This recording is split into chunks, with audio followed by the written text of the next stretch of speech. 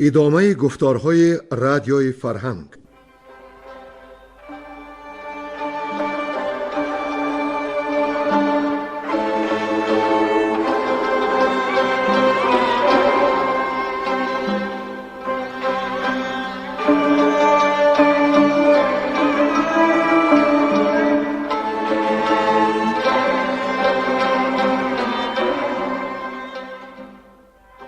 بسا رنج بردم در این سال سی، عجم زنده کردم بدین پارسی.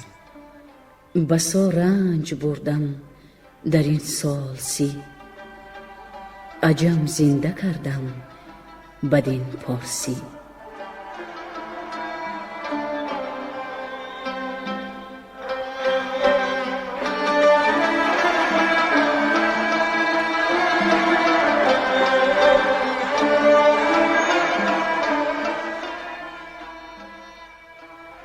محفل ادبی به استقبال جشن هزاره شاهنامه بیزوال ابوالقاسم فردوسی.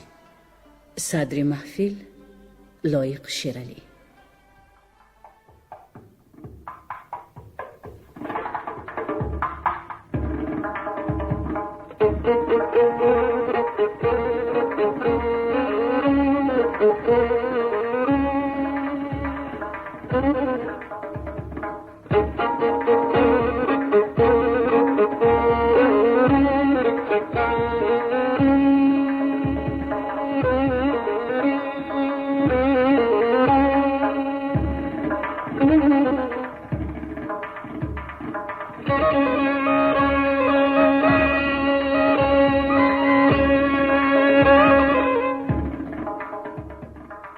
شنوندگان گرامی در خاطر دارند که ما ضمن گفتار سابقه به جای رسیدیم که از جانب توران سپاه پیلسم با رستم به جنگ درآویخت. اول رستم پیلسم را با چشم کم دید، فرامرز و گودرز را فرمود تا با او بجنگند. آنها به جنگ پرداختند. سپس رستم نیز به جنگ درآمد و به کمرگاه پیلسم یک نیزه بزد و از خانه زین برافکند. همچنان تا قلب توران سپاه تاخت آورد، امر داد تا به رزمگاه جمله بروند. افراسیاب از کشته شدن پیلسم سخت غمی شد و خود به میان سپاه آمد و از ایران بسا سران را بکشت. چون از این حادثه رستم آگاه شد، به جنگ افراسیاب شتافت. میان افراسیاب و رستم جنگ شدیدی در گرفت.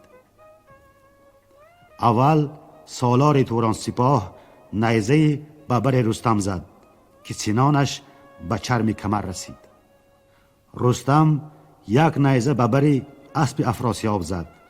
اسب افراسیاب از پای در افتاد و شاه نیز از اسب در افتاد.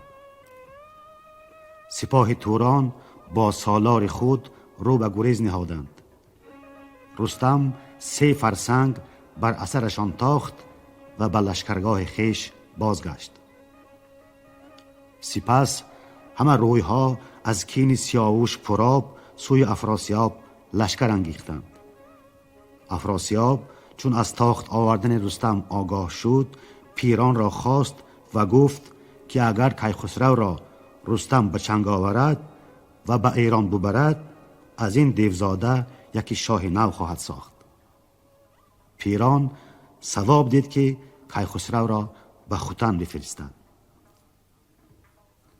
رستم با سپاهیگران سوی چین و ماچین تاخت آورد. توران زمین را گرفت و 7 سال پادشاهی کرد. چاچ را به توس، سپیجاب و سوغد را به گودرز داد، به فریبرز و کاووس دینار و گوهر و تاج زر بخشید. چون از چین و ماچین به تخت شاهی نشستن رستم را شنیدند، بسا هدیه ها نثارش کردند و به فرمان او آمدند. رستم همه را به جان زینهار داد و چندی به نخچیر مشغول شد. یک روز زواره به شکار رفت رهنمایش یک ترک بود. آنها به جای رسیدند که آن ترک گفت اینجا شکارگاه سیاووش است. از این گفتار زواره از اسب فرود آمد، هوش از سرش برفت و باز دستش را رها کرد. یارانش آمدند به آن رهنمای نفرین خواندند. زواره چون به هوش آمد سوگند خورد که از کین سیاووش هرگز دست نخواهد کشید و بر رستم آسایش نخواهد داد تا جنگ را بسیج نکند. پس پیش رستم آمد و گفت که کین افراسیاب فراموش مکن و این کشور را شاد و آباد مگذار. و همکنون بشنوید دنباله داستان را. اما قبل از آن که به خواندن دنباله داستان شروع کنیم، باید بگویم که به افتخار جشن 575مین سالگرد مولانا عبدالرحمن جامی از جمهوری افغانستان همجوار مهمانان عزیزی به دوشنبه آمدند و چون این مورد فرخنده اتفاق افتاد، ما از آنها خواهش کردیم که در خوانش شاهنامه شرکت بورزند. آنها لطفاً خواهش ما را پذیرفتند. باشد که صدایشان در سلسله گفتارهای شاهنامه به یادگار بماند. اینک گویندگان این بخش برنامه شاعران نامور افغانستان سلیمان لایق، بارق شفیعی، عبدالله نایبی و نویسنده زبردست افغانستان استاد اکرم عثمان.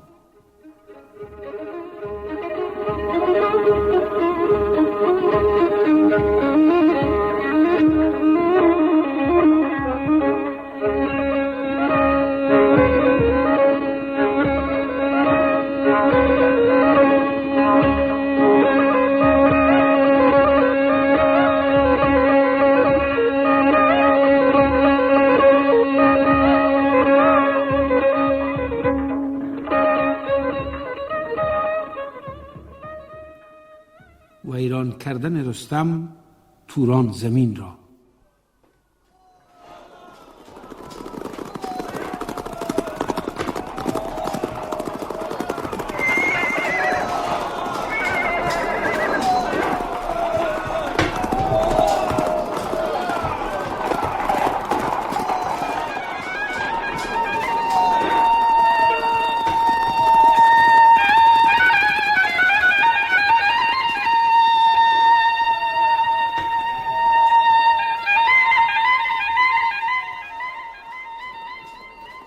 برانگیخت دل آرمیده ز جای، تهمتن همان کرد کو دید رای. همه غارت و کشتن اندر گرفت، همه بوم و بر دست بر سر گرفت. ز توران زمین تا به سقلاب و روم، ندیدند یک مرز آباد بوم. همه سر بریدند بر ناو و پیر، زن و کودک خرد کردند اسیر. برآمد ز کشور سراسر دمار، بر این گونه فرسنگ بیش از 1000. هر آنجا که بود مهتر با گهر، همه پیش رفتند بر خاک سر. که بیزار گشتیم ز افراسیاب، نخواهیم دیدار او را به خواب. از آن خون که او ریخت بر بیگناه، کسی را نبود اندران رأی و راه. کنون انجمن گر پراگنده ایم، همه پیش تو یک به یک بنده ایم. چو چیره شدی بیگنه خون مریز، مکن با جهاندار یزدان ستیز. نداند کسی کان سپهبد کجاست، درست است یا در دم اژدهاست. چو بشنید گفتار آن انجمن، بپیچید بینا دل پیلتن. سران را ز لشکر سراسر بخواند، سپه سوی قاچار باشی براند. شدند انجمن پیش او بخردان، بزرگان و کارآزموده ردان. که کاووس بی فر و بی پر و پای، نشسته است بر تخت بی رهنمای. گر افراسیاب از ره بیدرنگ، به ایران یکی لشکر آرد به جنگ، بیابد بران پیر کاووس دست، شود کام و آرام ما پاک پست. یکایک همه ناموکین توختیم، همه شهر آباد او سوختیم. کنون نزد آن پیر خسرو شویم، چو رزم آیدش هر یکی نو شویم. کجا سالیان اندر آمد به شش، که نگذشت بر ما یکی روز خوش. به ایران پرستنده و تختگاه، همانجا نگین و همانجا کلاه. چونین خیره گشتیم برخاسته، دل آراسته شد روان کاسته. چو دل برنهی بر سرای کهن، کند ناز و بر تو بپوشد سخن. گرت دل نه بارای آهرمن است، سوی آز منگر که او دشمن است. بپوش و بپاش و بنوش و بخور، تو را بهره این است از این ره گذر. تهمتن بدین گشت هم داستان، که فرخنده موبد بزد داستان. چونین گفت خرم دل رهنمای، که خوشی گزین زین سپنجی سرای. نگه کن که در خاک جفت تو کیست، بر این خواسته چند خواهی گریست.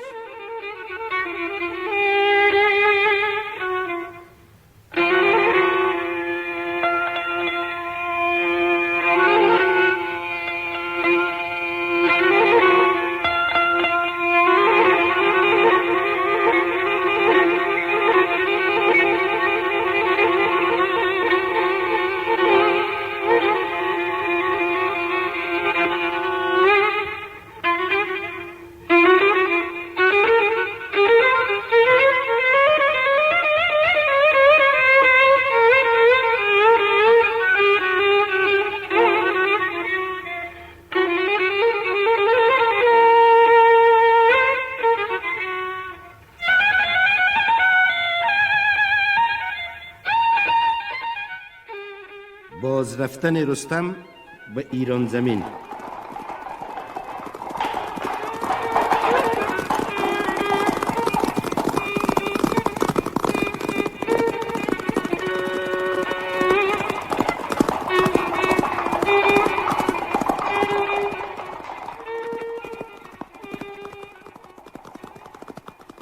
تهمتن چو بشنید شرم آمدش، برفتن یکی رای گرم آمدش.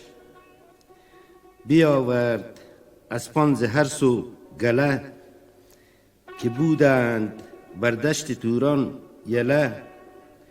غلام و پرستندگان 10,000، بیاورد شایسته شهریار.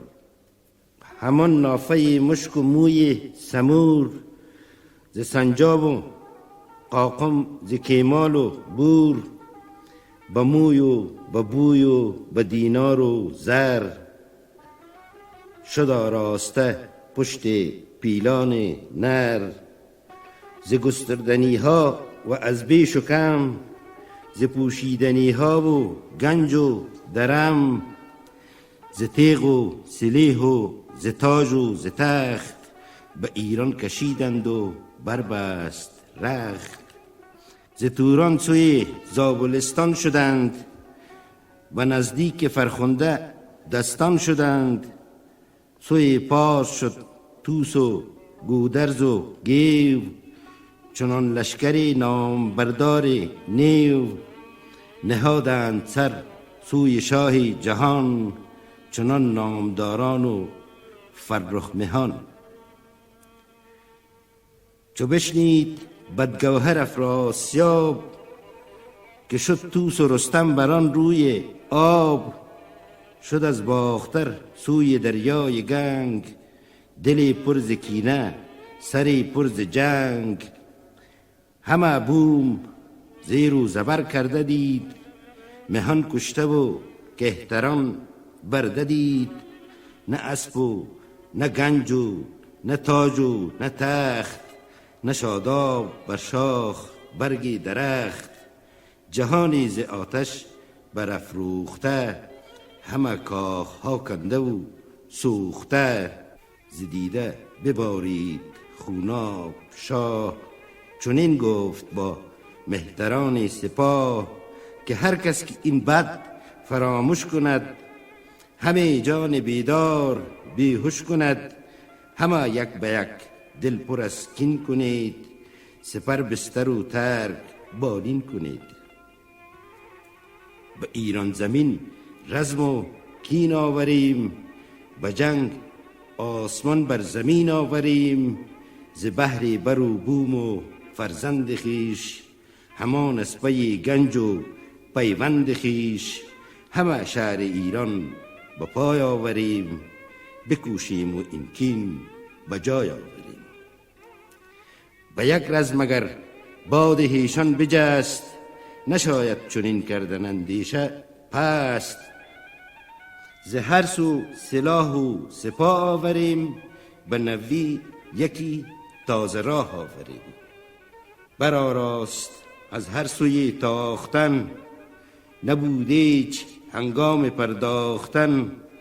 چو کار سپاه او همه ساز کرد، دری گنج دیرینه را باز کرد. و زودی یکی لشکری گرد کرد، همه با سنان و سلیح نبرد. خود و لشکرش سوی ایران کشید، و کین دل ایران و شیران کشید. به اسب و سلیح و به مردان مرد، به کینه از ایران برآورد گرد. همه سوخت آباد بوم و درخت، بر ایرانیان بر شد این کار سخت. ز باران هوا خشک شد 7 سال، دگرگونه شد رنگ و برگشت حال. شد از رنج و تنگی جهان پر نیاز، برآمد بر این روزگاری دراز. نشسته به زابل یل پیلتن، گرفته جهان ترک شمشیر زن.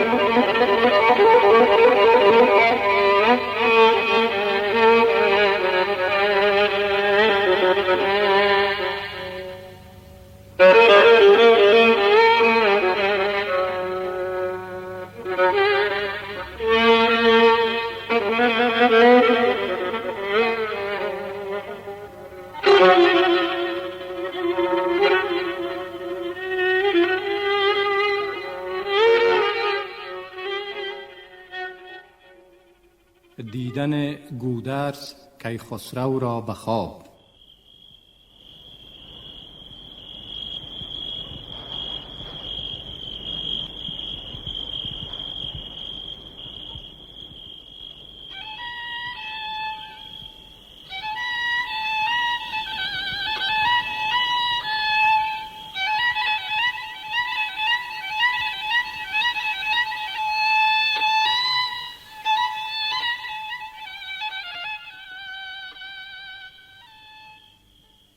چنان دید گودرز یک شب به خواب، که ابری برآمد از ایران پرآب. بر آن ابر باران نشسته سروش، به گودرز گفتی که بگشای گوش. ز تنگی چو خواهی که گردی رها، از این بدکنش ترک نر اژدها. به توران یکی شهریار نو است، کجا نام او شاه کیخسرو است. ز پشت سیاوش یکی شهریار، هنرمند و از گوهر نامدار. سرافراز و از تخمه کیقباد، ز مادر سوی تور دارد نژاد. به ایران چو آید پی فرخش، ز چرخ آنچه پرسد دهد پاسخش. میان را ببندد به کین پدر، کند کشور تور زیر و زبر. به دریای قلزم به جوش آرد آب، نخارد سر از کین افراسیاب. همه ساله در جوشن کین بود، شب و روز در جنگ بر زین بود. ز گردان ایران و گردنکشان، نیابد جز از گیو کس زو نشان. چنین است فرجام کار سپیر، بدو داور از داد گسترده میر. چو از خواب گودرز بیدار شد، ستایش کنان پیش دادار شد. بمالید بر خاک ریش سپید، ز شاه جهان شد دلش پر امید. چو خورشید پیدا شد از پشت راه، برآمد به کردار روشن چراغ. سپهبد نشست از بر تخت عاج، بیاراست ایوان به کرسی ساج. پراندیشه دل گیو را پیش خواند، وزان خواب چندی سخنها براند. بدو گفت فرخ پی و روز تو، همان اختر گیتی افروز تو. تو تا زادی از مادر بافرین، پر از آفرین شد سراسر زمین. به فرمان یزدان خجسته سروش، مرا روی بنمود در خواب دوش. نشسته بر ابری پر از باد و نم، بشستی جهان را سراسر ز غم. مرا دید گفت این همه غم چراست، جهانی پر از کین و بینم چراست. ازیرا که بی فر و برز است شاه، ندارد همه راه شاهان نگاه. چو کیخسرو آید ز توران زمین، سوی دشمنان افگند رنج و کین. نیارد کس او را ز گردان نیو، جز از نامور پور گودرز گیو. چنین کرد بخشش سپهر بلند، که از تو گشاید غم و رنج و بند. همی نام جستی میان دو صف، کنون نام جاویدت آمد به کف. که تا در جهان مردم است و سخن، چنان نام نیکو نگردد کهن. برنج است و بارنج نام است و گنج، همانا که نامت برآید ز رنج. اگر جاودانه نمانی به جای، همان نام بی زین سپنجی سرای. جهان را یکی شهریار آوری، درخت وفا را به بار آوری. بدو گفت گیو ای پدر بنده ام، بکوشم برای تو تا زنده ام. خریدارم این را گر آید به جای، به فرخنده نام تو ای رهنمای. به ایوان شد و ساز رفتن گرفت، ز خواب پدر مانده اندر شگفت. مهین مهان بانوی گیو بود، که دخت گزین رستم نیو بود. خبر شد همانگه به بانو گشسپ، که مر گیو را رفتن آراست اسپ. بیامد خرامان به نزدیک اوی، چنین گفت ای مهتر نامجوی. شنیدم که تو رفت خواهی به تور، که خسرو بجویی ز نزدیک و دور. چو دستور باشد مرا پهلوان، شوم نزد رستم بر روشن روان. مرا آرزو چهره رستم است، ز نادیدنش جان من پرغم است. تو پدرود باش ای جهان پهلوان، که بادی همه ساله پشت گوان. به فرمان سالار بانو برفت، سوی سیستان روی بنهاد تفت.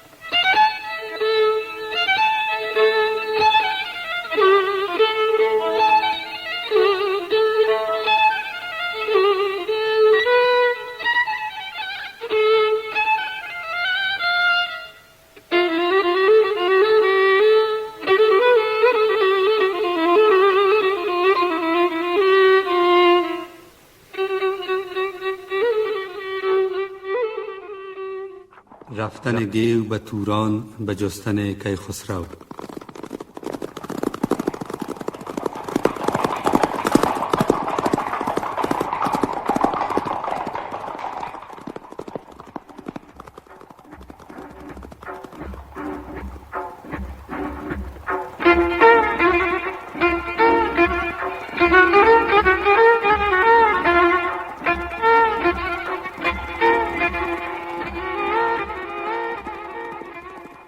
چو خورشید رخشنده آمد پدید، زمین شد بسان گل شنبلید.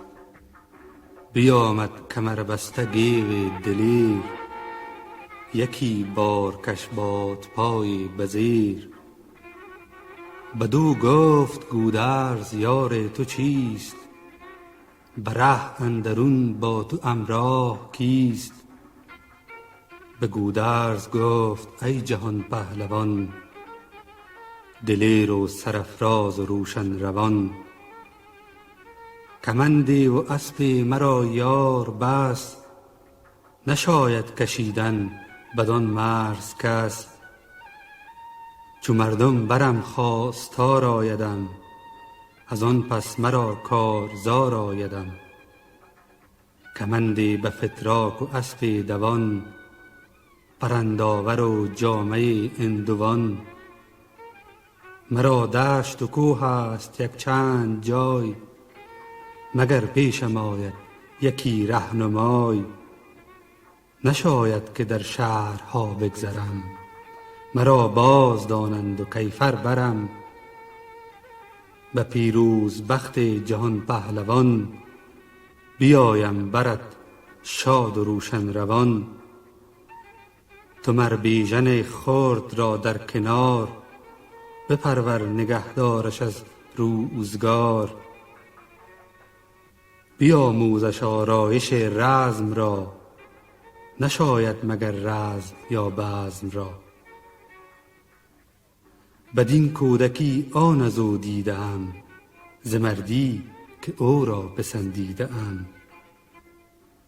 تو پدرود باش و مرا یاد دار، روان را ز درد من آزاد دار. ندانم که دیدار باشد جز این، چه دانیم راز جهان آفرین. چو شویی ز بهر پرستش رخان، به من بر جهان آفرین را بخوان. که اوی است برتر ز هر برتره، همان بنده اوست هر مهتره. نه بی رای او گردد این روزگرد، نه بی امر او باشد این خواب خورد. زمین و زمان و مکان آفرید، توانایی و ناتوان آفرید. بدوی است امید از اوی است باب، خداوند آب آتش و باد و خاک. مگر باشدم یاور و رهنمای، به نزدیک آن نامور کت خدای. به فرمان بیاراست و آمد برون، پدر دل پر از درد و رخ پر ز خون. پدر پیر سر بود و برنا دلیر، ببسته میان را به کردار شیر. ندانست کش باز بیند دگر، ز رفتن دلش گشت زیر و زبر. فرود آمد از باره گیو دلیر، ببوسید دست سرافراز شیر. پدر تنگ بگرفت اندر برش، فراوان ببوسید روی و سرش. به یزدان بنالید گودرز پیر، که ای دادگر مر مرا دست گیر. سپردم تو را هوش و جان و روان، چونین نام بردار پور جوان. مگر کشور آید ز تنگی رها، به من باز بخشش تو ای پادشاه. بسا رنج ها کز جهان دیده اند، ز بهر بزرگی پسندیده اند. سرانجام بستر جز از خاک نیست، از او بهره زر است و تریاک نیست. چو دانی که ایدر نمانی دراز، به تارک چرا برنهی تاج آز. همان آز را زیر خاک آوری، سرش با سرندر مغاک آوری. تو را زین جهان شادمانی بس است، کجا رنج تو بهر دیگر کس است. تو رنجی و آسان دگر کس خورد، سوی گور و تابوت تو ننگرد.